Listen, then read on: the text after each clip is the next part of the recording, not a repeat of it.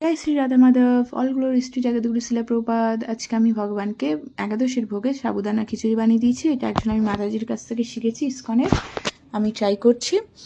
অনেকেই জানো কী করে করতে হয়, তাও আমি দেখাচ্ছি। প্রথমে আগে আমি ঘিতে বা সানফ্লাওয়ার অয়েল, যেটা তোমরা নেবে, দুটো ইউজ হয়। তো আমি ঘিতে আলুটাকে আগে ভেজে নিয়েছি হালকা নুন দিয়ে। তারপরে আমি তার মধ্যে কারি লিভস, গ্রিন চিলিস আর কোরিয়েন্ডার লিভস দিয়ে দিয়েছি।